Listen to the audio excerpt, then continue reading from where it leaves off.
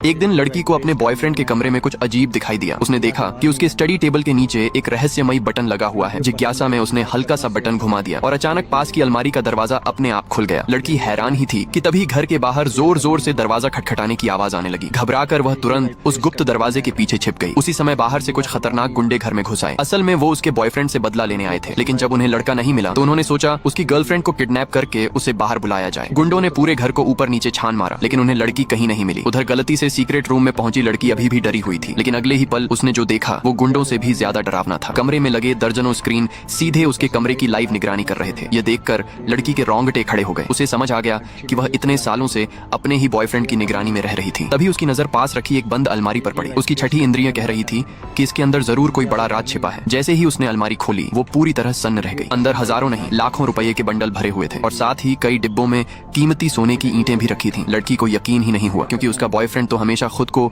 एक साधारण गांव के परिवार से आया हुआ लड़का बताता था। तो फिर ये इतना पैसा आखिर आया कहां से? इधर बाहर दुश्मन अभी भी लड़की को ढूंढ रहे थे, लेकिन उन्हें कुछ नहीं मिला। और जैसे ही वो लोग घर से निकलने वाले थे तभी सामने से बॉयफ्रेंड घर वापस आ गया। उसने बिना कुछ बोले एक ही लात में एक गुंडे को जमीन पर गिरा दिया, फिर जेब से पिस्तौल निकालकर सब पर तान दी। ये देखते ही गुंडे घुटनों के बल गिर पड़े और माफी मांगने लगे। उसी वक्त लड़के को समझ आ गया कि उसकी गर्लफ्रेंड उसके सारे राज देख चुकी है। वह धीरे से बोला, अलमारी में जो कुछ था तुम सब देख चुकी हो, है ना? लड़की ने कांपती आवाज में कहा, हाँ सब देख लिया। लड़का कुछ पल चुप रहा, फिर बोला, तो अब तुम्हें मेरे सारे राज पता चल चुके हैं। क्या तुम्हें लगता है कि मैं तुम्हें जिंदा जाने दूंगा? और यही सुनकर लड़की के पैरों तले जमीन खिसक गई।